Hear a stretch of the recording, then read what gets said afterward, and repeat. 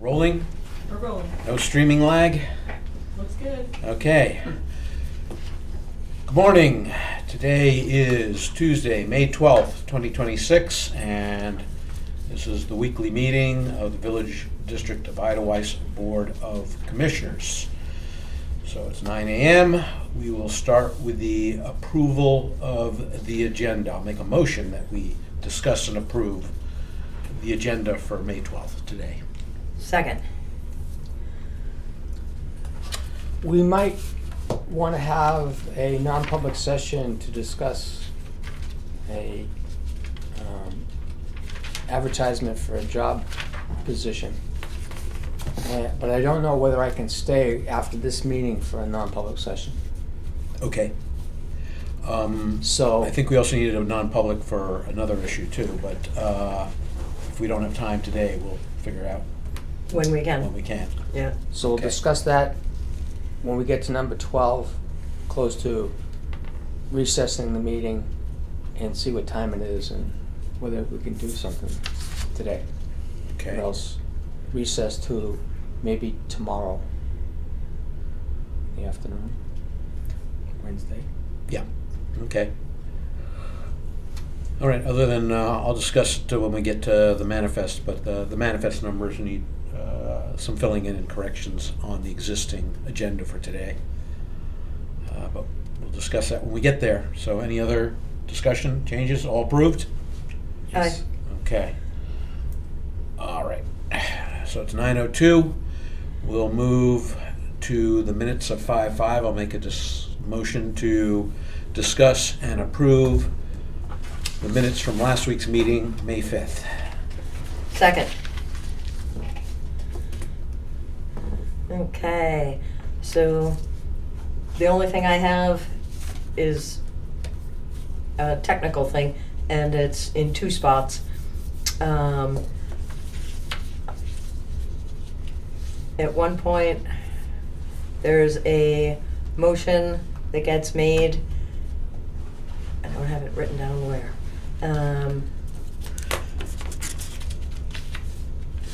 The approved, where you abstained, discussing the minutes of 5-5. Right, because I wasn't there. Because you weren't there. And it's No. listed as 2-0. And then says with Woody abstaining. It should be 2-0-1. 2-0-1. Okay. With Woody abstaining. Yep. And the same thing happens where the motion is made to give a check to me for the $600, where it says 2-0, and it should say 2-0-1 with Nancy abstaining. Okay. 2-0-1. Okay. That makes sense. Gotcha. And yep, and that's what I had. I didn't have Okay. anything in the body of the minutes at all. All right. You have anything, Mark? Nope.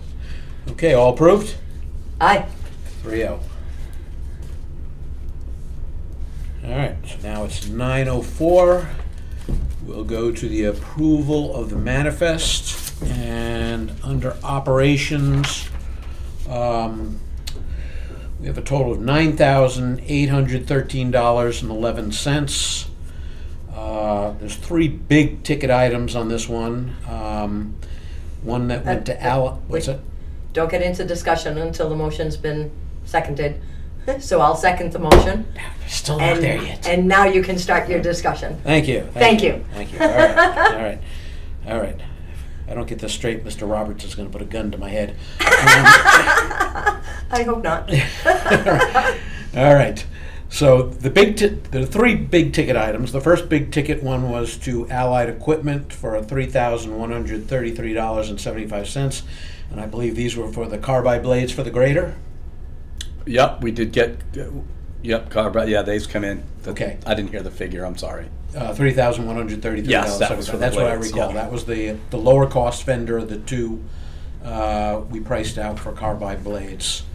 Okay. Then the next big ticket item is New Hampshire Retirement System for our employees. It's employee benefit.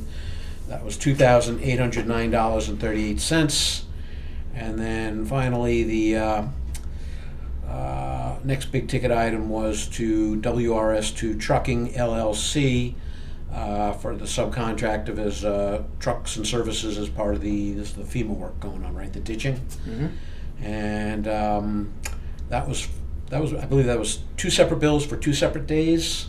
Total, it was $2,430. One bill. One bill. Okay. The 2 days were both FEMA ditching. Okay. Yep. FEMA ditching. Okay, got it. And one of the things we noticed was that we don't have a W-9 for him. I guess we haven't paid I don't know how. them in the past. This is not the first time we've had WRS2 truck for us. Okay, we had to actually create him as a vendor. He was not in the system at all. Well, he's the vendor. Yes, yes. Well, we created him, but one of the things when you create a vendor, one of the things it asks you is whether or not this vendor will get a 1099 at the end of the year. And this is well over that amount. Oh, okay. So we would need a W-9 as a contractor from him. He is a limited liability company. I don't think a 1099 Yes, we is do. required. Yes, we do. LLC? We do, Only when you go to S corporations and C corporations, Correct. no 1099. Okay. correct. Yeah, because Ian, we give a 1099. Okay. All right. All right. You'll see him before I do. Can you say? I guess we have to get the form ready for him to. What is? Yeah, either he can print it out and send it, or we can send him one. Okay. So But- William needs a 1099. No. He fills out a W-9. But Okay. we will owe him a 1099 no later than January 31st of next year. That's when they're due. So we should probably do one for Blake Hill Trucking also. Did he trucked yesterday? Yes. So I don't think we Today. ever did one for Blake Hill. Oh, okay. So we'll get the 2 forms ready to have both of them. Yeah, sign it. we can do that, and then they have to sign them. Okay, so they're going to need to sign. A A W-9. W-9. That you guys are gonna prepare for them. Yeah. So when we get those, I can No, grab those. he submits to us the W-9 form, but we will submit 1099s next year for the tax year 2026. But we're gonna give them the W-9s for them to give back to us. Right. Okay. Yeah. Right. They need to fill that out. Okay. We'll take it from there. Okay, so that was operations. Again, total $9,813.11. The others were all pretty small change compared to those 3 items. The next one is payroll. Well, we should vote to approve this one? Yes. Oh, okay. Vote yes. Aye. Aye. 3-0 in the operations manifest.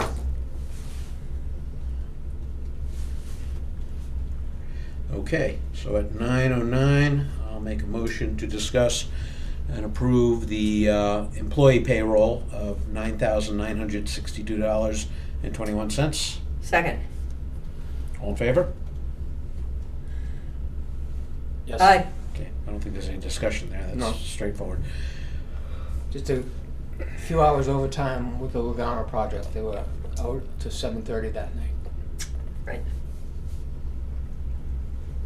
Okay, and at 9:09, I will make a motion to discuss and approve the water manifest for $13,704.75. Second. Okay, so this one has one very big bill for $10,571, and that is the remaining 50% balance we owed to Electrical Installation, Inc. For the SCADA system. So I believe we are squared up with them completely. And Simply Water verified the historical data has been put on the machine. We have seen emails that say that it's available, and I think it might be on a thumb drive. that he can put into the machine, but we have heard that it's available. So we can definitely verify that with Ian when he's here, and if we have to hold it, we can hold it. Okay. Yeah, let's ask him that when he's there, just to double check. And it is set up, just so you know, it's set up, even though it's late, it is still set up as a AP for last year. Right. Because Yes. we got the equipment last year and we signed the contract last year.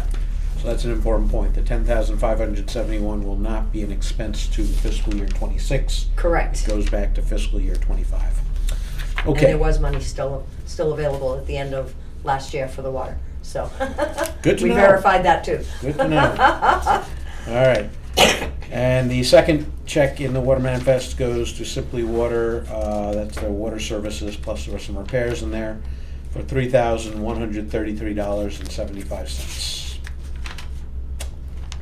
So there is, on the left side of the page, there is a total, but it's not in lined up with the last number that you just read off. Okay, you're talking about this one right here. There's two totals on the left side. One lines up with that first check, Yeah. and then this total doesn't have anything. No, there isn't. And this came from We're changing the QuickBooks. way The check all this detail stuff comes from looks to us, right, right. right. That's why, because they didn't have totals, and there were no totals, that's why I prepared the Excel spreadsheet, so we can it all up, so we know exactly what we're talking about. Right. All right, Okay. I got it. All right. All right, so, water manifest, all approved? Yes. Aye. Okay. It is now 9:12, and we can go on to the DPW report. So, there's a number of items on this we're gonna discuss with you, but let's just hear from you first. Okay, well, we, like Mark mentioned earlier, the Lugano project last Monday, I wasn't here Tuesday to discuss that, went off with success. That was a lot of hard work, a lot of hammering and digging of that ledge, which was pretty rough on a lot of the equipment and stuff like that, but it was a success, and we were able to find what we needed to find and get that done, so that worked out really well. We all worked well together, the water company, the contractor, and ourselves. And the ditching is moving along. Like we mentioned, a little hiccup here and there with some shut-off valves, but no, we're gaining on that and moving right along. We've been plucking rocks out ahead of the excavator and the ditching guy, the contractors. And which roads are these on? This is Hutwell right now. We're going to be making a turn on to Burn, and that's one side, and then we're going to go back and do the whole other side. We're going to get plats along the way as well. We squeezed into Cuomo a little bit, enough to kind of get that water to flow onto Hutwell the way it should there. Yeah, just going to keep moving along, and when this is done, we're going to get going on West Bergamo. So we got the blower out. We're in pretty good shape with the contractors doing what they need to do with the trucks and all. We were hauling with our truck as well there, but now they're on their way and doing what they need to do. So we're gonna kind of try to focus on a few other things. So we're blowing Gretchen. We're gonna blow Bergdorf off with the blower and get those roads ready for gravel. We ditched those last year. We had a contractor ditch Bergdorf. We ditched Gretchen, but we never laid any gravel on those roads. So we want to get some gravel laid on those. We want to get Eidelweiss Drive graded. Probably get to put a little gravel here and there on Eidelweiss Drive. We've ditched a few troubled spots here and there earlier this spring to prepare for that. But that's getting a little potholed now with some of the rain. So we're going to try to tidy that up. And yeah, if we can break away from some of the ditching projects with the contractors and get some of our things done. We gotta paint the white lines, we gotta put the little fence up around the flagpole, get into summer mode here. Obviously the speed bumps after the buses, but those types of things gotta kinda be happening in the midst of all this other work. So yeah, we're rolling. I do need, I put it down on the paper, I don't know how, the fuel logs. There's like a spreadsheet in the computer that you could find and print me out a dozen of those or something, because I've got like 4 or 5 spaces left on the sheet I have, so I'm about empty. And I've got all the stuff. I got to write it down in a more legible handwriting for you for the 7400. The international. But I have the mile every day. We fire it up. I write the mileage down, the hours, and I've been tracking the fuel with the fuel log. So I'll give you all that information for those All right. quarterlies. So you can make it simpler if you just give me beginning mileage, ending mileage, total fuel used. I don't need to know every fill up, just total fuel used. Yeah. And whatever idling hours, whatever else is on that information. I don't need all the detail below it. If you want to give it to me, that's fine, but I prefer a summary. Okay. Because they don't want all that. They just want the totals for the Okay. month. Okay. All right. How much gravel do you want to get for Gretchen and Bergdorf? I'm not sure. Start with 6. 6 loads. You want to haul it right to the roads? I think we'll haul right to the roads. Yeah. Just I'll haul into Tony while he grades it out. I'll haul another load and kind of lay it out. I mean, I know the roads are thin of gravel, so If you haul it straight to it, then just get the number of loads you need to do the roads. right. And track that as Yeah, a FEMA yeah, and then we'll project. write that down on there. Where it went. And then they'll be able to fly down Grissom and Right, right. Both of those held up pretty good from what we did last year, but like you say, you see the bass beds, we like to call them, of rocks that are in the roads from the lack of gravel. We don't want to start plucking those because those are the sub base, so we definitely got to beef them up. should look like a different place come September. Yeah, absolutely. Racetrack. Uh, They won't have to go to Tamworth anymore. I have a question for you. Yes. And this is not the time or place to get into a discussion about this, but we may want to later. Is it possible, using our vehicles, grade or whatever, to create speed bumps on the gravel roads for those Out of areas gravel. that are really bad, where people are blowing past that 20-mile-per-hour speed limit? I mean, you could create a berm, yeah. I mean, I don't know if that's something you want to do. Not a berm, a speed bump. Well, yeah, well, that's what you're creating. A bump is a berm. You have to put signs up. You'd have to put signs up that a bump is, and Right. I don't know if you want to get into any of that. All right, like I said, I don't want to get into a discussion now. I'm just saying, is it possible if we decide want to go that route, that DPW can do that? Yeah. Okay, all right, because We have to see what this construction project in the village is gonna do to traffic. If it gets really bad, we have to do something. Yeah. Conway's gonna do something, but they're gonna put speed bumps on paved roads. Right. I mean, it'd be something we'd take down, I'm assuming, in the wintertime, so Oh, yeah. we're not dealing with it yeah, with the yeah, plows. no, But yeah, that's what we're talking temporary. yeah. No, I mean, that's something that's doable. Okay. All right. Let's see what else we needed to. We'll have future discussions on that. Yeah, I'm thinking. That's what I'm just planting a seed because We want them every 10 feet down Eidelweiss. Yeah. No. because we've heard anonymous reports that the Appinville Way was so beautifully done last year that people are now speeding 60 miles per hour down it. So, Not 60. all right. Well, 40. no, that you got your happens upsides and everywhere. your downsides to everything, and that everybody says, oh yeah, we want a nice country road, and then we but we don't want the bumps, and you picked out the bumps, and everybody says, oh, everybody's speeding now, I'm in a lose-lose situation. That's why you get paid the big bucks. Right. But a guy, very good guy, wise man, a long time ago when I got into this, he said, most people want a smooth dirt road, and that's what we try to accomplish, and Okay. they want to drive their Beamers and Mercedes on a nice smooth road.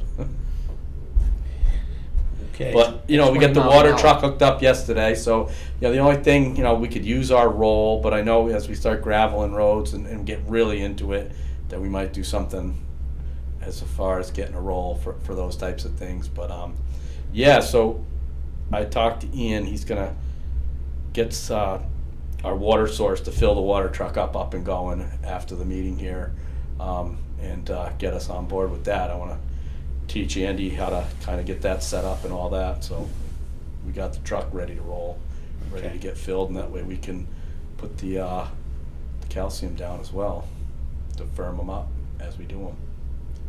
All right. Speaking of which, we need to schedule an employee review for him. Yes.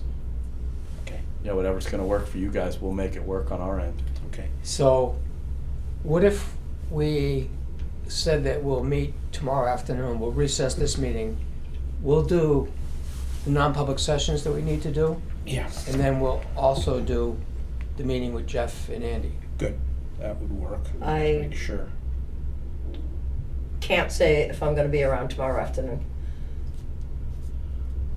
I'm okay anytime tomorrow. Yeah. Yeah. Do you know about But tomorrow morning? you gotta leave tomorrow open for, as a business completely. Yes. Okay. The morning too? He has there's a procedure happening Oh, yeah. tomorrow for my husband. So, And we won't know until today when they call and tell us what time he needs to be there, so. how's Friday look? Friday should be fine. Friday the 15th, I think. Yeah, I can do that. Mhm. Or Thursday, Or Thursday morning? Late morning? Thursday morning. I can do Thursday morning. 11 o'clock? Yeah. Okay.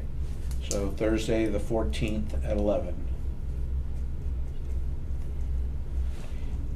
And then, Jeff, you told me this, but just remind me what the cost of the school Yeah, it's commercial.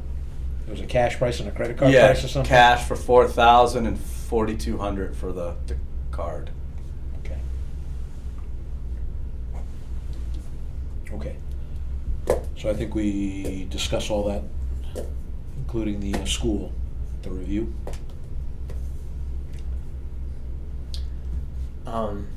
What Jeff didn't mention is that they got the whiteboards up on the DPW garage. Yes. That looks pretty good. Yep, they're up and functioning and I starting to write things in. I printed out the FEMA asphalt projects for Jeff. We talked about that briefly yesterday. So I brought them down to the garage. Yep, I saw those sheets. And Andy was there. And I think he was looking for something to do when you guys went around, so I pointed him to the back entrance with Mhm. that two-step. And I think he got that all squared away, so. Yeah, it Nice. looked like he did that up a lot smoother, and yeah, I was gonna, I did see, I got the whiteboards written down here. I also wanted to mention the 2018 Ram yesterday threw a code and said that it was gonna shut down due to the Blue Def system needing service. They call it a derating, and the truck just drops down to like 5 miles an hour, and then it needs to go see the dealer. So that's over at Albany Service, so they're gonna take a look at that and hopefully get that back up in shape again. Couldn't have been the 19. Yeah, that's got its issues too.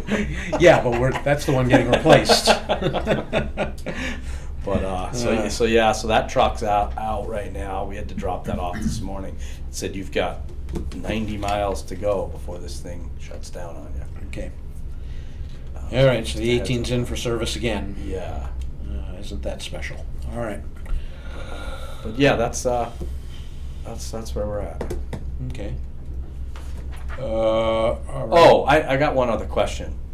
The trees, the logs out back of Building 1. I could call a guy that might be interested still in taking those, just to get rid of them. I remember he's in the firewood business, Yes. right? And I think we didn't decide to do it, and we didn't see a better offer. Right. Is he? If I remember it right, he said if we trucked them to him, that he'd pay $300, or is Something like that at one point. You know, there was like a 500, 300, something like that. If we were able to maybe get them over to him, or I don't know if. I'd say we do that and just clean the area of them. Yeah. Like, for money or for nothing, just to get rid of him. I mean, I don't know if he's willing to pay anything or not. I don't know. I haven't spoke to him about it in a while. But, I don't know. Is he willing to haul them off on his own? He maybe, I mean, if he'd come in with his own trailer or something like that to haul them off. I'll make a motion that we let Jeff transport them with our equipment to a location in Madison for 300, or if he comes and gets them, they're his for 0. Right. Second. He could bring a machine in to load them up on his own machine, a trailer or whatever, and get them out of here. Okay, I'll give him a shout. And Do we vote? Now, who's this guy again? what's that? This guy wants the logs. Firewood? Yeah, firewood. Yeah, his name is Jeremy.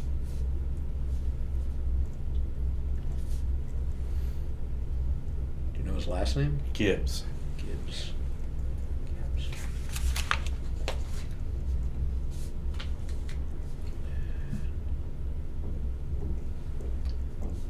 While he's doing that, we voted last week to sign the contract with the clean restrooms, the porta potty company that we've used the last couple of years. We didn't have it was online and we didn't download it. I have it printed out now. It's, the restrooms are $100 a week per 4 weeks, $100 a month. Is that how this goes? And then it's $10 a week to clean them. Yeah, so 110 per porta potty per month, so And- 440 per month, and we're gonna do it for June, July, August, probably Right. September, or? So they want to know the dates that we want them delivered to start. Did Well, we tried to get them in right before Memorial? I was gonna say, yeah, I think you'd wanna get those in next week. Yes. You Memorial know, weekend's 2 weeks from yesterday. you got Memorial Day. Day coming up, yeah. Yeah, so I would say you got next week to try to get those in there. Can we keep them a little past Labor Day? Yeah, I believe that was, First year we did it, they stayed right up till the end of September, but yeah, they basically should be in till after Labor Day.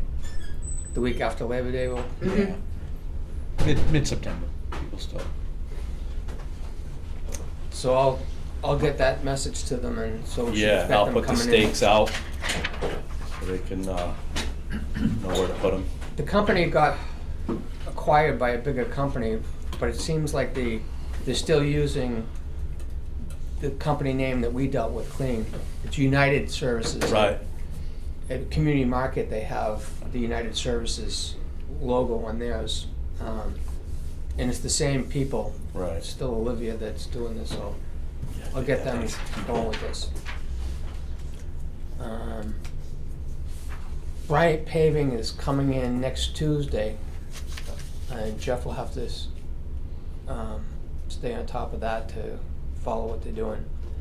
They're gonna prep all of the remaining site shoulders to do supposedly that Tuesday, which seems like a lot. Yeah, I'll have to get them all cut. And then the following Thursday, next week, they're coming back to actually pave what they prepped. So that's time that we have to make available for Jeff to manage that for them.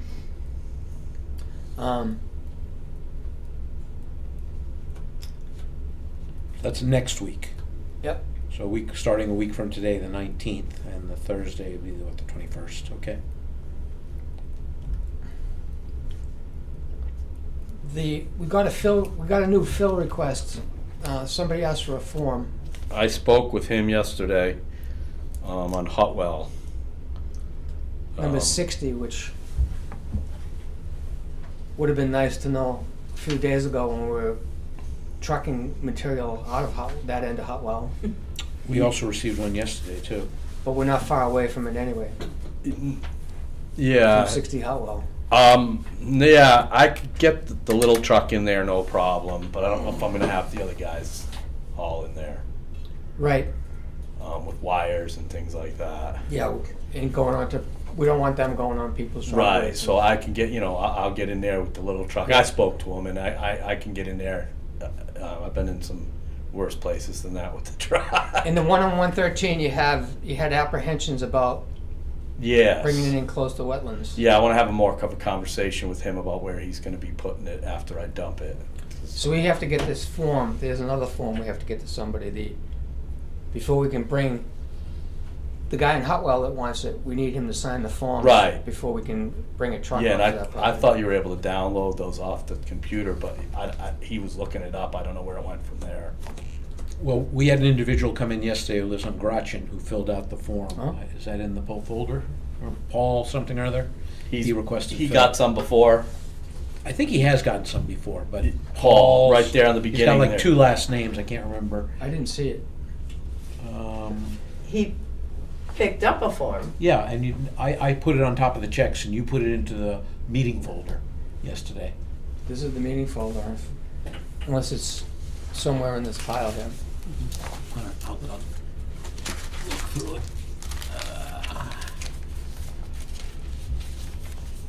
What road's he on? Gretchen. He lives on Gretchen. Gratian.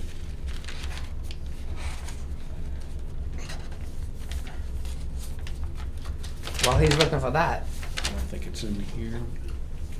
the last thing I have is the bulk order. Culverts. Yep. So I think you had 16 15-inch and 12 and 12 of the 18 and 24s. And I boosted it up to 18 for the, Here it is. I forget what number, Hotwell Oh, had the 15s. the 2 15s are needed for there. So, do you want to talk about that? Yes, the man's name, Paul Days Merrill at 4 Gratian Drive has Yep. requested some fill. Yeah, he's gotten some before. Okay. So it's signed, so you can bring it to him. Yeah. All right, but we have to sign it. Do we need to make a motion on this or just sign it? Yeah, make a motion. I'll make a motion that we approve this fill request from Mr. Paul Days Merrill, Second. 4 Gratian. Okay. So have his phone number on it there, would Yes, right before he left, said, "Did you give your phone number?" He's Yeah. got it, yep. So can I have that? Yep. Let's just sign it. Request for Paul Days Merrill. Who seconded the motion? Did you, Nancy? Nancy. And all approved? Aye. Yes. All right, so.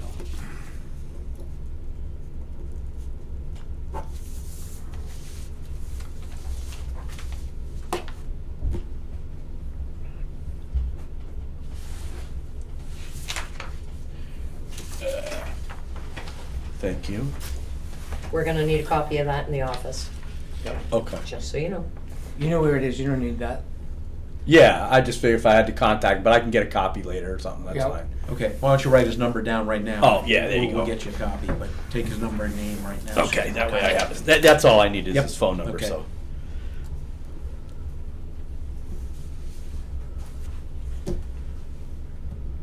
Soon you just show your phone to the paper and it'll go online. And Chris Jordan, where does he live? Because you have another fill request under that. 113. That's the he 113 wants one. to talk to him, Okay, so they're holding off on that. gotcha. Oh, sorry. It's okay, don't worry, got it. Oh, wait. All right. So, I'm gonna talk about the bulk order and Yep. make a motion after I explain this. So I had 2 examples of us buying 18-inch culverts from Smithfield in Interville in 24-inch culverts. They're a good vendor, Smithfield.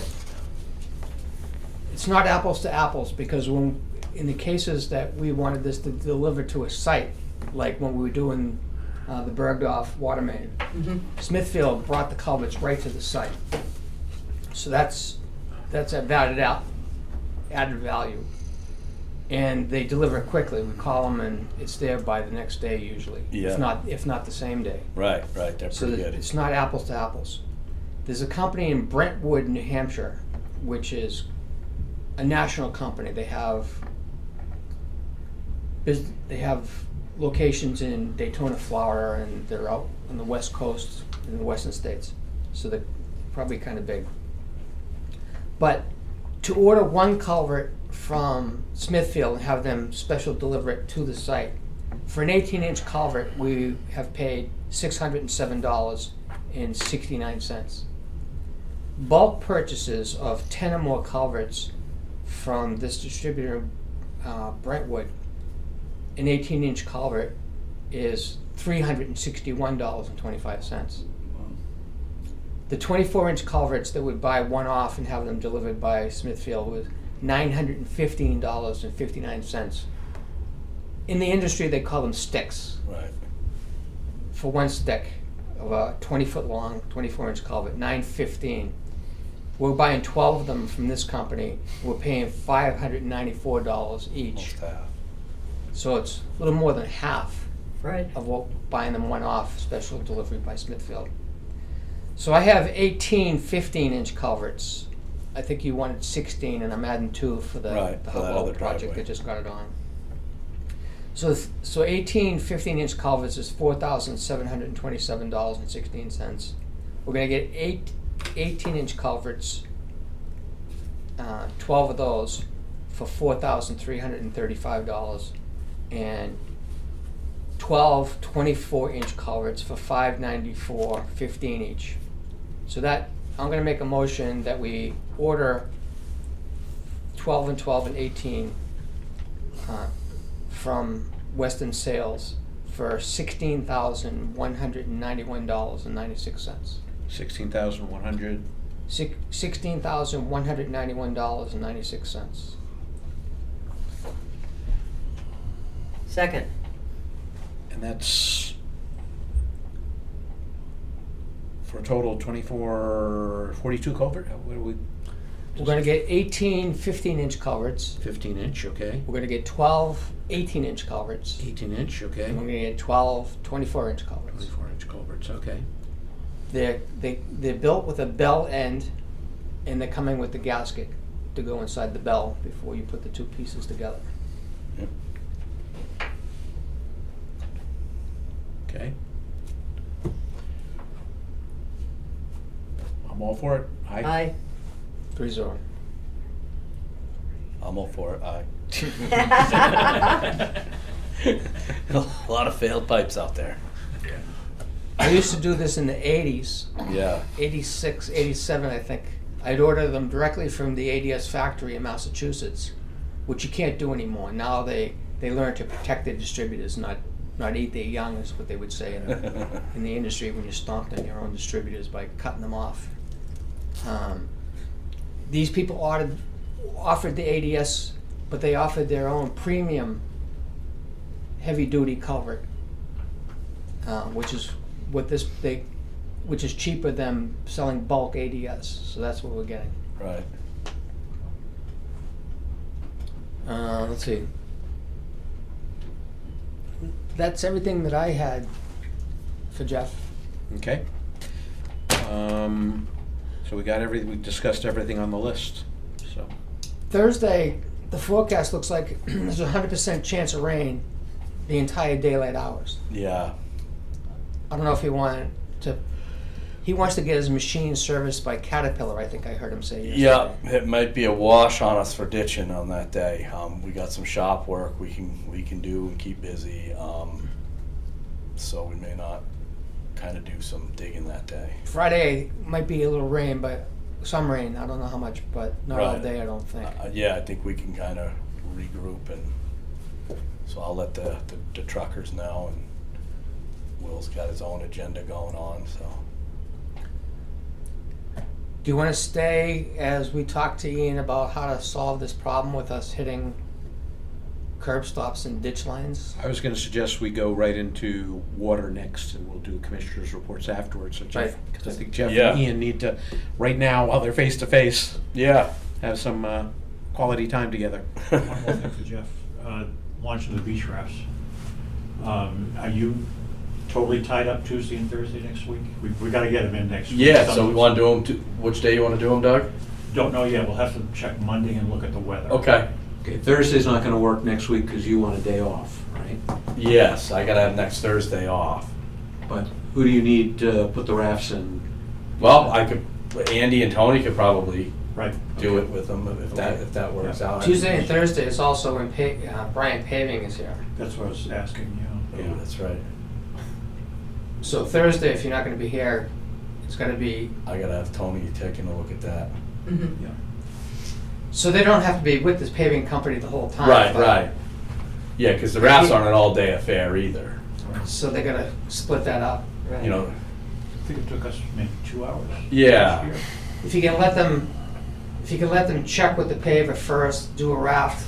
I was gonna say, he could kind of move the rock, Tony, and then send Andy off with the guys to kind of hook it up while Tony could run off and take a look at something and come back with Just- them, you know. Just spot check with the paving We can company. make that work, Yeah, okay. yeah. Why don't we check in Monday and look at the weather for the week? Okay. And make a plan. Yep, We're gonna get Geneva done this afternoon. I don't know if we'll get Eidelweiss done this weekend, maybe. That's Right. pushing it, but Yeah. on our volunteers. yeah, But we gotta cut it off and get them in next week for sure. right, okay, So let's check on Monday. yep. Okay, good. Okay, so it is now 9:41. We are going to go immediately into the water report before the commissioners' concerns report, so Jeff and Ian can have their tete-a-tete. So we know we wanna mark, we want the excavator to know one way or another if there's any any equipment buried Sure. in the ditch line. Yeah, I mean, I think because it didn't look like what got into on Friday. It certainly wasn't a dig depth thing. It's although that was a very shallow service line, I don't think that it was like that the excavator got down and like ripped the line out. So like all things, you learn the hard way typically on stuff, and I think this contractor's probably finding digging around the curbs and stuff. You just got to be if you do hit one, because they're going to get hit. I think even if we go out and we try to mark everything, stuff happens. I think just trying to make sure it doesn't get to a point that we've got. I mean, if they come across a 12-inch deep service line or main or something, what are you going to do? But we just want to try to make sure, he's got the comfort level when he does come across something. It doesn't kind of, carry on into something worse. And then from our end, the best we can do for him is to, I think I put in the email the other day, a couple things. We can either go out ahead of him and try to, stake out every single valve or anything, if we take that and say, let's minimize it from there, find anything that looks like it's within the, swath of where they're going to be working and hit those ones independently. That's where maybe you run a little more risk of getting into a little bit more. Then I guess maybe a step down from that is just getting the information in the contractor's hands and letting them kind of see what they've got for a list that day. If you guys want to keep it in-house, sweep the areas and look via card versus, site and try to do it that way. But, yeah, I mean, I guess I would lean towards trying to get out there and locate them and see what we've got. So the two incidents that happened this week, the curb stop valve top was in the ditch line. Yeah, Which yeah. they shouldn't be. That's, So last year we fixed the one that was in the ditch line on Middle Shore, if you remember. blends, Mark. But Right yeah, near- I believe you. Right you know, near- right- oh, I know the The one, one right middle by foot the, 7. Yes, that yeah, was like yeah, at the house. end of the culvert pipe. culvert. Yes, You're still That was- young, that you're one not was completely egregious. gone yet. That was Yeah. that one is about as bad as it gets. And that was Yes. just like the one Friday. yeah. So Right, we pretty much really- same concept. This yeah. was We the really driveway. should fix the two, move the two, Yeah. but we can do that at our leisure. Sure. That which is kind of what we've When we what have we've that opted time for. that never comes. Yeah. Yeah. But we shouldn't be leaving these things to be hit again. No, I think as they get, and I think you were on site when that happened the other day, and or shortly thereafter, and it's going to be, we're going to have to just extend the service line out and get it a couple more feet onto the property, and I don't know exactly with what they found. I get some good pictures on the line under there. Some of them, it's kind of a head scratcher as to how the line's actually running. It looks like it almost goes underneath it was like kind of firing underneath the culvert, wasn't it? Yeah. So we'll have to do a little chasing and running on that and see where it can get kind of pulled and pushed to. But yeah, getting them out from the immediate That area. first one where it actually damaged the valve underneath Yeah. and it started that driveway, we're going to change that culvert failed, and it's a wide one, it's more than one 20-foot Yes. piece. So we're digging that whole cool. driveway up for the culvert. They wanna drop the culvert down as well as replace Right. it. Well, that'd be good to coordinate with you. So Yeah, I think that's what I'm saying. we were gonna get underneath it anyway, so that'll save kind of two birds, one stone on that. That's good. And the second one, they just hit the stem, from what I understand. Yeah, it looks without- like it just bent the bottom curb stop, stem. yeah. But that has to get moved, but we'll have to do that sometime later this year. Yeah. Not forget about doing that. I mean, our hope is that, these things do happen. If we want to kind of say any of these, they get across, we're gonna document them, whether it's tail end of this construction season, next year, whatever, get them moved onto, another 2, 3, 4 feet onto property.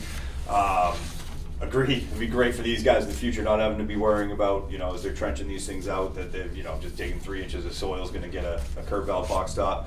But like I said, I mean, the biggest thing is that when we do come across a box, like you did the other day, that it doesn't become a bigger, because I don't know, like you guys were there with them or what happened with it, but, No. that's the biggest concern, is just that we don't lose, we don't have an emergency on the system over a broken curb valve, because that's gonna happen. But, these guys know grading and ditching, and I'm sure they've come across dozens in the last couple of years, so. Yeah. So I went out to tell the contractor this morning, who's still working on this. Yes, I know.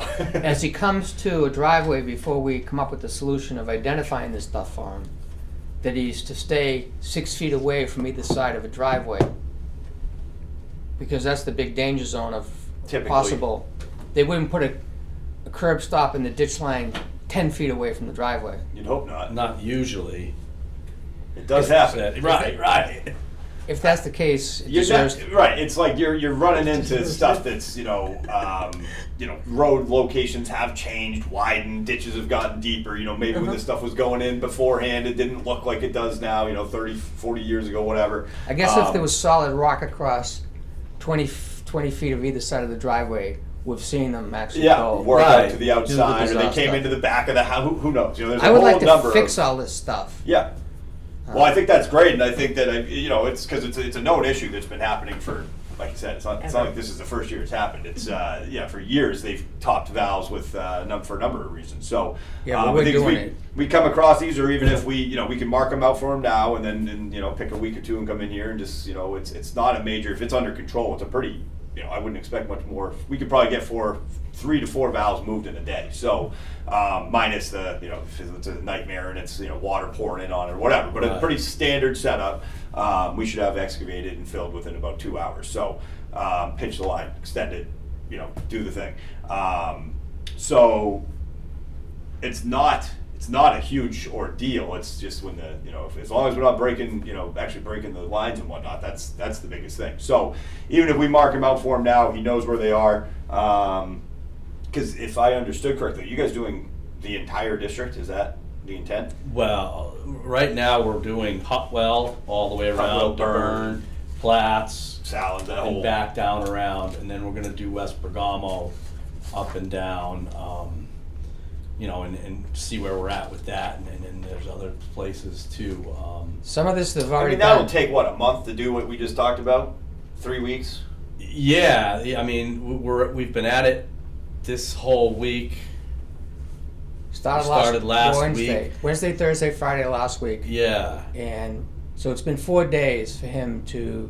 Get where he's gotten. right. He's done most of the ones they up. Yeah, we're almost side on to Burn.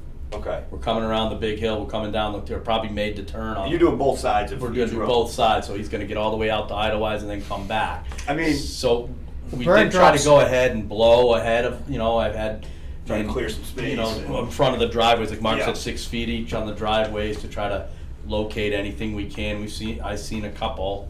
I mean, an initial review of the binder and just flipping, I mean, obviously we got about, I don't know, anywhere from 85, 95% of the cars on most of the roads. So, I mean, if you go through and we just look and see which ones look like they're, 3 feet off the road edge, you're like, all right, that could be one versus ones that are, showing by drawing, because not all of them are super clear. And if there's any question mark, just try to locate those ones. I mean, trying to keep it as quote unquote economical as possible. I mean, we could probably do a road in about a half a day, review and location. If not if we had to locate every single valve, it might be a little bit Right. more than that. But I think that just trying to do an initial review and say, okay, there's 8 or 10 cards out of this road that we think might be problematic. You figure anywhere from 3 minutes on a site to mark it if it's, boom, or it might be 30 minutes if it's a tough one, or if it's been hit and lost to time and, whatever.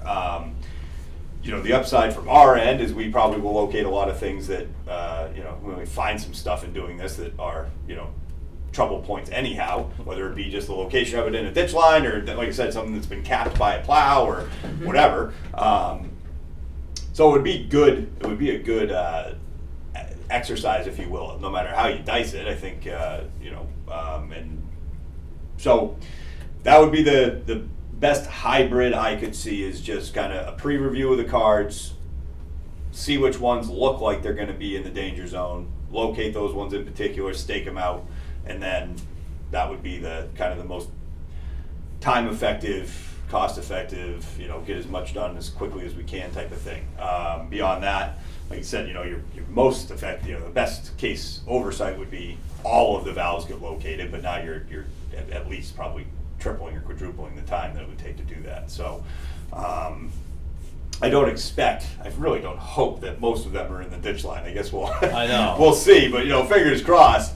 Maybe 1 out of 10 or something is going to be like close to the ditch line area, within the grab distance of it. So, we could get somebody over here. Probably Friday would be the best I could do to get those marked, and it sounds like you might be getting. I'm sure we'll be on our way back from Burn and back towards from Eidelweiss starting at Burn. I mean, we could certainly get a review done of the cards. That's easy, find which ones we think are problematic. You guys have the metal detector here. Maybe, like I said, you guys work? Is this like everybody's on site at the same time all the time? No. No, You're not like working we've with been, it. but Yeah. now we're trying to break off and get some of our own stuff going. Well, you got stuff to do too? Yeah. 1 or 2 things. So, yeah, it's just however you guys want. I mean, I'm sure I could move some stuff around to get somebody here sooner if we absolutely had to. I think that our crucial thing is obviously we just don't want to have an outage. For a whole lot of reasons. Right. Costs and system safety, all that fun stuff we all worry about. So, whatever it takes to try to get ahead enough that we feel comfortable with what they're doing. I think, I talked to the contractor a handful of times. I know Noah talked to him again yesterday, and just trying to be like, kind of your dig style when you're doing it to, as you're pulling, not to put a lot of down pressure on it. It looked like you probably sheared it off the other day. Pushing down on the box. That stuff, what happens, gets all like one piece, almost like a real solid thing from, rusting up and crusting up, and then it doesn't have the flexibility it has when it's new, Right. So yeah, trying to, like I said, box top, that's, go market. That's not a big deal. It's just that we trying to make sure we don't actually have a system break is the biggest thing. If we said, I was ditching this and we had 6 boxes that got bent or broken in the process, it's like, mark them out, we'll go back, we'll fix them in a day or two, and that's not a big deal. So he's going around the end of Hotwell, and there's not many driveways left before you turn the corner, and there's not many houses. because we don't even have everybody on the system in that dead kind of area of Burn and Hutwell, right? Like that, where the loop kind of comes around. Right. I don't even think where they're on the system. They're wells, Yeah, there's a few wells I think coming up. Yeah. so that's good. And then as we're getting back By a on the little flat time. past the hill, there's one off, not in a danger zone, and I think there might be a few other ones. There's a new house that was built a couple years ago. I don't think that there's any major issues getting up to Sarnin. And then the next new house on the corner, that one got moved. And just making our way down towards Barden and Eidelweiss.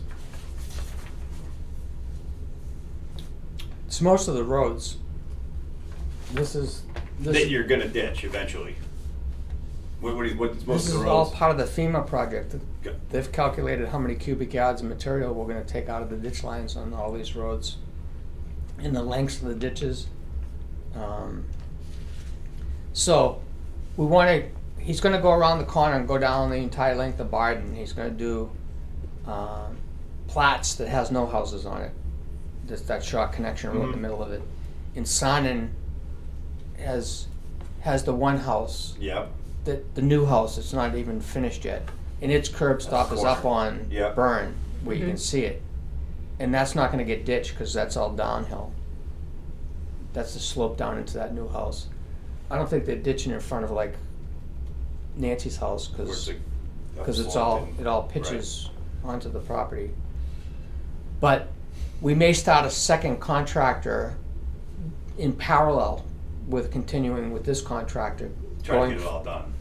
And that would be West Bergamo and Little Shore, and starting into that whole area. The good news is we don't have to map out all these roads because Like a Little Shore project, there's a pretty definitive one-side ditch on that one, right? So would they be addressing the other side in any way at the same time, or is it that this focus would be solely on the ditch side? Because I know some roads kind of have like dual ditching, whereas other ones it's pretty clear. It's like, you know, kind of a run to a ditch on the other side. You know if they're pulling material on both sides of the We'd road? be doing both sides, just one's gonna be probably a little deeper than the other. Yeah. 'Cause see, that's part of what where- they did is FEMA went around with Jeff and Tony for 2 days looking at everything, and Yep. they did all this. In the meantime, since the end of 2003, 2024, and parts of 2025, these guys were ditching what had to be ditched. So Little Shore Keep got a moving. lot of improvement in stages as they Right. kept improving that road. This project's different, that we're having a contractor just go down the whole Yeah. road. And my concern is like a Little Shore, you think it's like on the ditching side, but it's almost worse on the non-ditch side, because it would have, absolutely you're gonna have valves within 3 to 5 feet of the road, because if it's like essentially flat, they're not gonna have, anybody that put them in wouldn't have gone, well off into the, Do you know what? We have a rule of thumb of trying new valves to get behind like a tree line, if you will, but that's obviously not always Well, it should be off the practical. 40-foot road. Yeah. They should be It on shouldn't the. be in the road. They We should have be our on right the of property way. line of where the 40-foot road stops and the private property stops. Right. We have So to anything that we maintain- did in the future to the road right of way or our deeded right of way. There's Which no. we actually have to stay inside of technically, we're supposed to be in the right of way, because for access to the valves, legal access to the valves, you need to be within the owned district right of way, not on the Home private owners. property. So that's why, otherwise these things would always be, That's why I say it's going to be it should be on the edge. yeah, right trying to at find the that. line. I mean, like I said, our goal usually when we put them in is to find the tree line and go there, because these Yep. guys aren't going to be winging the plow that far. They're not going to be, but every situation is, different where you end up, landing where you land sometimes. But I would be almost more concerned about the flat areas that are going to get pulled, because if it wasn't a concern for, like I said, most other people wouldn't have been thinking about any kind of ditch line on it. We might have, you'd think those are the safe spots, but in reality, that might actually be the more concerning. You see an active ditch line, most people are staying out of that, but obviously we have a few exceptions to that rule. But the flat areas might be almost more, where they're going to be cleaning up on those might be more concerning. So, as long as there's not a lot of, it's hard to, get people to, you go through it a handful of times, people typically learn what you can and can't do, and I think that I'm hopeful that this contract, I keep forgetting his name, but Will, Will has seen what can kind of happen, and you can change, kind of get the same amount of stuff done, but just change the technique you're using. Right. Because like I said, if we peel a couple box tops up or pull a valve out, or like a valve box up and out, it's like, all right, you mark it, and we make it as a repair item and we move on. But because it's tough to say how much you're going to actually run into. If we're going to do, like you mentioned, half the district or 2/3 of the district, you'd spend weeks out there trying to do valve locating. It's not a, I don't know that we'd have it done in an afternoon type of thing, So If this week it's going to be turning the corner onto Burn, I don't expect them to be to sign by Friday. Oh, I do. We're down the bottom of the hill at Hotwell right now. So I think he's gonna, I think by, With no work being done on Thursday? Yeah. Thursday's a rain out and he wants We to got get his today and tomorrow. I mean, we may be at Sarnen by the end of tomorrow. So that needs to be identified immediately as to where there's a hook for us to get caught. Okay, I can. I mean, I can pull a guy today. I can pull Kyle over today, and I can review the cards and have him go start trying to locate that area. It's just tough, obviously. Like trying to. I'm pretty booked out the next. Yep. You know, trying to find the time to do it with short notice. But we can figure it out. I know that like moving forward. I can get out there and get some locating done on like Mondays and Fridays ahead of where the crews are going to be. What if we gave you the book today to look at where we have 3 contracting companies? They're all named Will. That's actually amazing. Where Black Dog is turning the corner. That's one of the companies. That you can see where the lot numbers are, the house numbers are, and look at the drawings of where the curb stops are. That way, he doesn't have to pull somebody off a job. Yeah. And you can even bring it out and review it with Black Dog as he's going down the road, so he's got the picture in his head as to where. Yeah. You'll see where there's one that could be in. You could even get the metal sweep out to detect, and that way he can keep going Yeah. through the end of the week. Yeah, no, I could try to stay ahead of them there and see. Like I said, I've spotted a couple of them. On that side, it's only that side of the road right now that we're worried about. Like I said, if Ian can get a guy out the beginning of next week to get, the rest of the It's actually road, I think I can get somebody here Friday. the rest of that road, and then start coming back down Burn, headed around Tutwell. You know what I mean, to get ahead. That would work out. Okay. We could, Yeah, maybe do a little finger crossing and get to him. I think that's Right. certainly going to be to have the binder in the hands of the people doing it, so they can see, as he gets between properties, like just take a quick look and see where that one is, where the next Right. one is, and just try to, either sweep it out ahead of them or just, if it looks like it's 20 feet onto the property, it's like, we all have to take some calculated risk at times, but. right. And then we can, if that would be great on our end if I could, not yank these guys today. They're this. Yeah. No, I think So, I could stay ahead of them today, Okay. and even tomorrow. And then I could commit to have somebody here Friday to keep ahead, and then if we can get a list of where things, where the next sections are, we'll kind of set Right. a couple hours aside on Mondays and Fridays to do 2-3 Like hours Little of out Shore locating. and West Bergamo. We've had great success, or I should say good success over the years. Greater ditching Little Shore over the years without hitting anything. I know Ian's concerned because, the road's flatter in spots as you meander through it, and, the deeper you go, the more danger, potential Is this danger. pretty well every which road you're going, it's gonna be all one way and then kind of work back all the other way? Yeah, So you go folks up kind of one side and then come do down the other side, Okay. So in Burn, they don't say both sides. They have the name of the road, then they have the GPS coordinates. Everything's GPS coordinates for them. They say 381 cubic yards of ditching material, ditch cleaning and shaping, intermittent along 4,743 feet of roadway. Parentheses, some areas do not allow ditches for ditching. Right. You get up, past Sarnen, headed towards, Barden, and what we like to call in the industry is the sheet flow. You know what I mean? Runs right directly It just across. goes right off the crown of the road and off the road. And that's going to happen in a lot of places up there, past, between Barden and Barden. So they specify that Up past Sarnen. 3,429 feet long, 3 feet wide, and 1 foot deep. That's what they want. So the contractor essentially working off this, it's not our plan, it's not Jeff's ditching schedule, this is the FEMA design of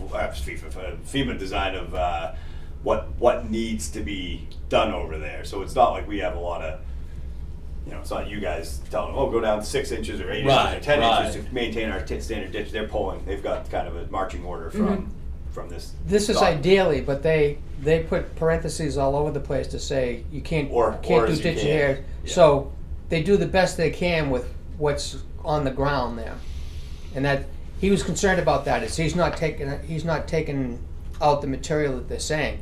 He can't take out the material in most of that place that he's going, but it's much improved.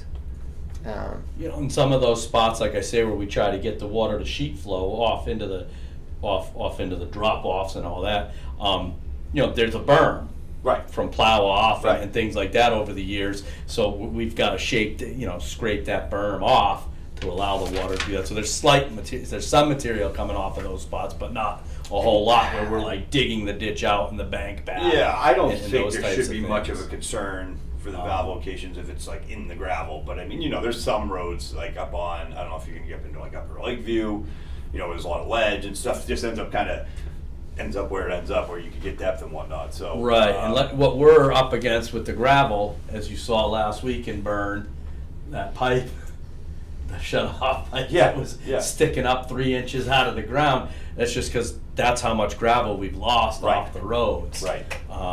over the years with these rains. Well, So. I guess the One of long, the things long we're story fighting short, it for. sounds like our game plan will be Jeff will try to get ahead of where he's working for The now. next You'll get couple the days. binder, try to Yeah. find the independent stuff. We'll come in starting on Friday and try to get a couple miles of road, you know, and I think if we're all in agreement on that too, our game plan will be to kind of review the cards and find Right. if there's any either unknown that don't have a card, doesn't explain it well enough, or looks like it's in the danger zone, we'll mark it. we'll look for it. I'm going to tell the guys to essentially put a 10-minute window on it. If you're not finding it in 10 minutes, it'll be, you know, we're more about bulk than Then that's probably precision back at this far point. enough and it's not in the Yeah, ditch line. yeah, hopefully, or it's already You know. it's probably already been hit. Been Or sheared off already. one or the other. But you know, that'll be kind of the game plan to try to get as much as we can, because like you said, it's more bulk than anything right now. The more Yeah. we can get identified, the better. So if that game plan works, that works for us. We can kind of set a couple hours aside. I think that'll work. You know, it's all about just kind of mitigating risk, right, for all of it. So Yeah. I think it's a worthwhile thing.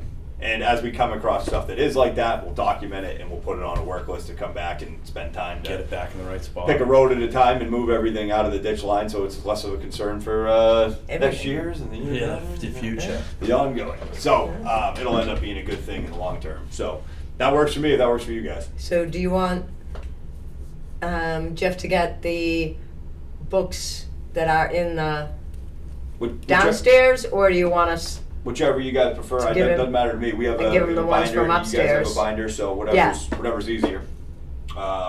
You guys have the metal detector?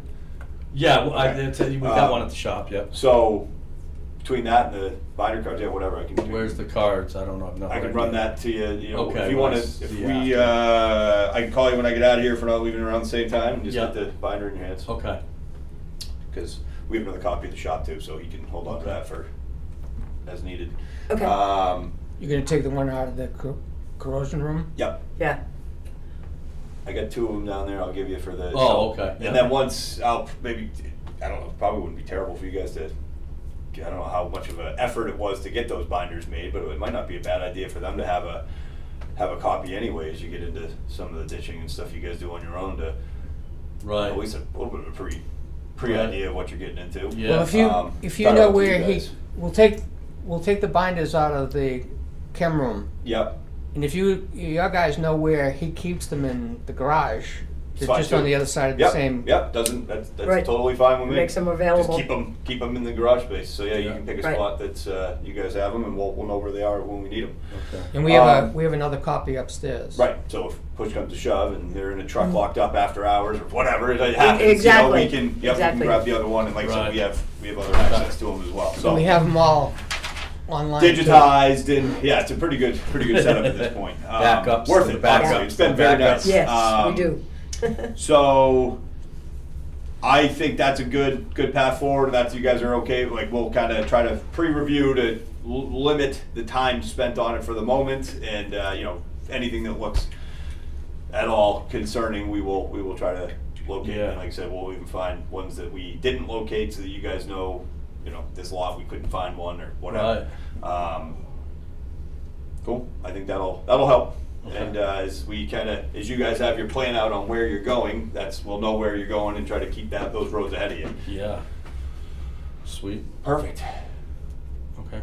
Okay. I'm comfortable with that. Well, good luck. Yeah. Find some stuff out there. I'm good. All set? Think Okay. so. Think you're good? I'll talk to you. All right. Yes, I'll give you a shout. It doesn't look like we have a ton today, so I'll give you a shout in a few. Sounds good. Thank you, Jeff. Thank you. Thank you. Have a good day. Thanks. Got So it. Ian, we have a $10,500 check waiting for EII, but to pay that off Yep. was contingent upon you getting all the old codes from the old system. And Aaron is aware of that. I've had a conversation a handful of times. They have not reached out for final change on that. We talked to him. It was in the middle to tail end of April because we had that same alarm populate that was we couldn't acknowledge it. So talked to him about that. Reminded him that we have that historical data that needs to be finalized, and he said, "Yeah, we're working on it," and haven't heard anything since. So, I don't know what to say about it other than. So we're gonna continue to hold that Yeah, check. I think we hold the it check. It is not done as far as I know. I do have the opportunity now to go up and review it on computer, see what else is different, but he has not been back and he has not completed it as far as we understand. So I don't think there's anything to see. So yeah, I'd say keep holding until All it right. gets done. So should we do a double tap, meaning we hit them up and you hit them up independently to try and? Yeah, I don't know if I know we had talked. We were going to try to get them on for a couple of other things. They did essentially agree to that stuff. I'd have to go back. There were some alarms and conditions of that sort that just hasn't. They are fine with doing that as kind of day jobs, if you will. So if they come in and fix this, we recognize like the tank cutouts for the pumps up at Rhineac, and I have a list of a couple of 2 or 3 alarm points that we wanted to, and cutouts that we wanted to add in. They were totally fine with coming and doing that as kind of a one-off, if you will. So just getting like all these other things, it's like I know everybody's busy, so I think it's just getting coordination done. But by all means, if you guys want to reach out, I mean, I've been given Aaron as a contact. I don't know that I've ever actually met Aaron. I think he's the new Tom, who you knew. Met him once. You guys have met him. I've talked to him a handful of times on the phone, so I don't have any like connection to him. Right. Kind of twist the right knobs the right way to get things going. So I know he's busy. He's running around all over the place. I think like all things get backburnered and whatever. So I will. I'll reach out to him again if you guys want to reach out. Just say, hey, we're trying to get a handful of things done here. We want to pay you, and I did tell him that the 2 things are not connected. So. Get the history done, you get paid for that. You're not going to have to wait till you get these other alarms done or anything like that. So obviously he's a field guy, not an office. He's not in control of a lot of this stuff either. So maybe you guys want to reach out to their office. I can deal with Aaron.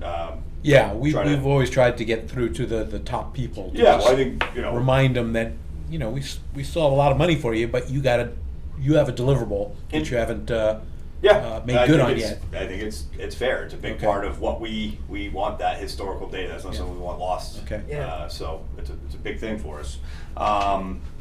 So yes, no. Long story short, I'd say you're Okay.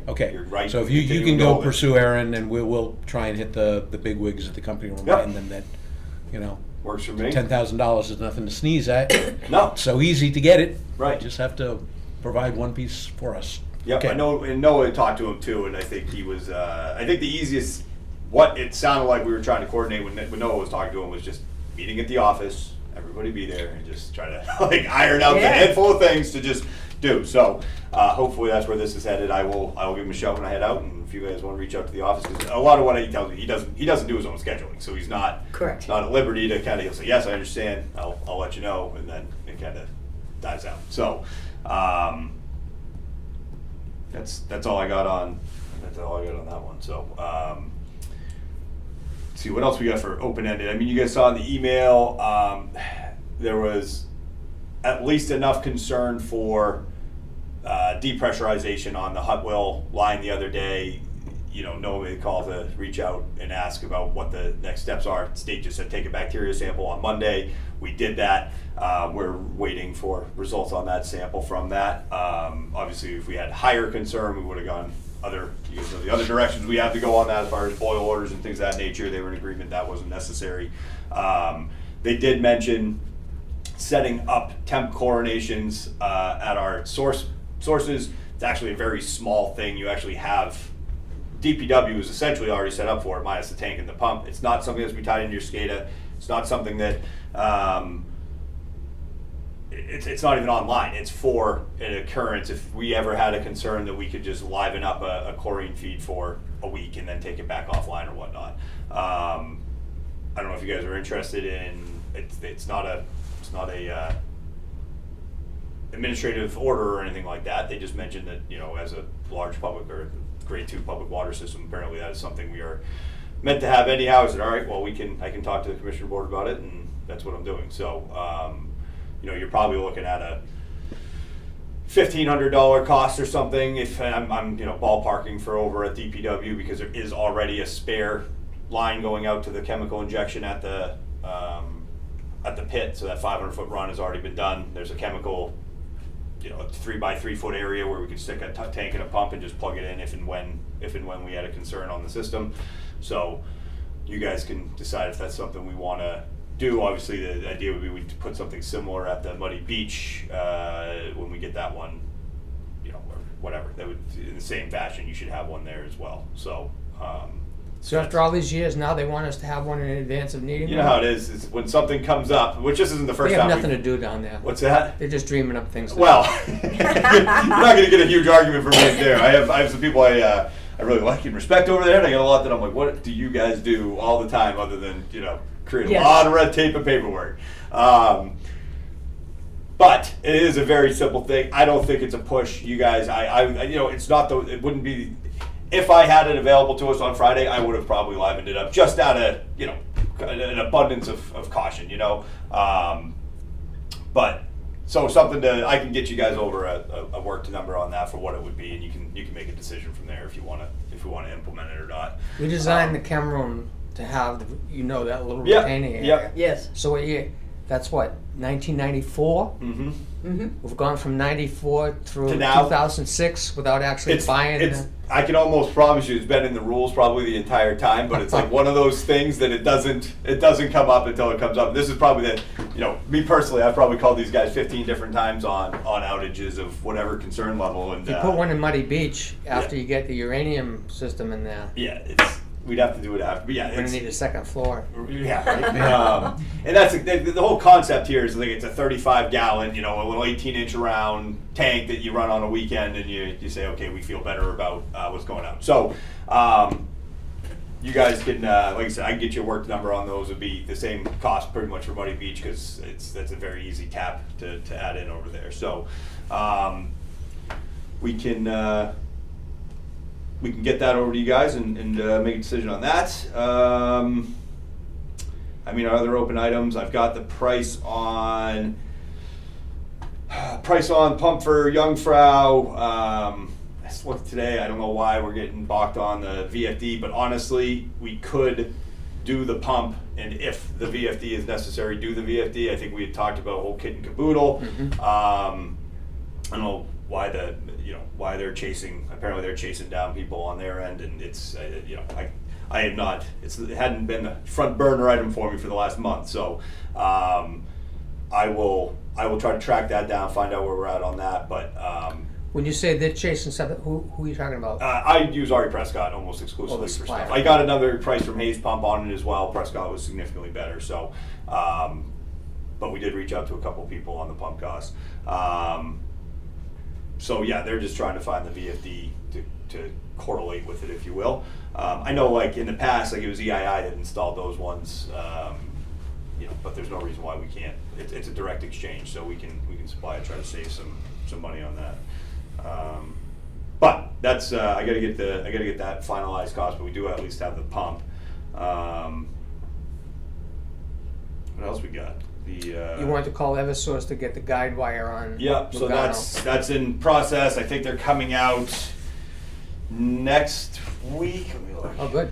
Yeah, so, hopefully that's still standing.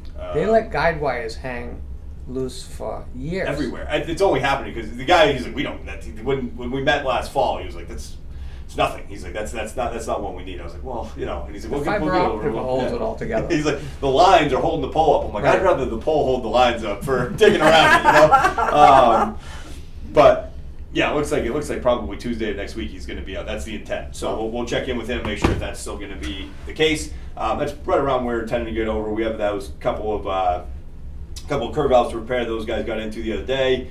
There was the curb valve that was sticking up in the middle of the road. That's a water main shut off on burn. I think the guys told you guys about maybe. So that's just bent down under the road right now. And So they wanted NOAA to come and inspect something. that If might we- be what we're talking about. They didn't do anything with the curb stop. They didn't move it or anything. So The one in the road. the new construction at the corner of Sonnen and Burn, the guys came from the site to get NOAA to come back with them to inspect something. Maybe it's just a service line going into the house. No, because that's been installed for a year, and they landscaped over it, but they didn't do anything to it. So I'll have to check. I don't know what he got into on that. they were doing a septic installation, but it was nowhere near where the water service line ran. No. So I'll ask Noah next time I see Okay. him, see if he remembers. He's young. Yeah, right. I'm sure I got a note on it. I won't see it till we're doing billing and whatnot. But The other thing I have a question on is 95 Eidelweiss Drive the service is- line there. with where Big Loop Mm-hmm. tees into it. Yep. What's going on with that? That's been So open I for a talked to that customer a couple weeks ago. It's on their line. So like I told them, we'd given them a number back last winter. We gave him a number, an updated number, if you will, for the spring. I told him he has until the end of construction season to fix it, as long as it doesn't crop up. As if it starts leaking again, we're gonna have to shut you off, because it was just a repair was made last winter to liven it, and now they've got to replace their, the whole service line, because it's not, unless we deem that the line is, to current standard in the depth and in sand, the policy is they got to replace the line from the curb valve in. How far down was that service line? I'd have to look it up, but not deep enough. No? No. So they had, it got fixed in the winter, so they had the heaving and the frost melt and all that stuff. So we went, because they call it with the dip, and it's just where the frost settled in. Nothing's leaking over there. So that's got a splice in it then. It's got a splice. So they're gonna replace from the curb valve to the house. They're just trying to get a good deal on it. And I said, yeah, you guys absolutely let me know if you figure it out, and if not, we'll do it for them when. Not that we're not a good deal, but they're trying to find the trying to find the favorite. Yeah, shopping around. So that's great. So they're go ahead. So they're looking around, and they'll let us know when they find somebody. I told them it just has to be done by. I told them October 31st, the end of our scheduled construction season. Obviously, we go a little past that, but so if it's not done by then, we're going to discuss shutting them down. So they're aware of that, and that's how that one's left. Okay. I don't.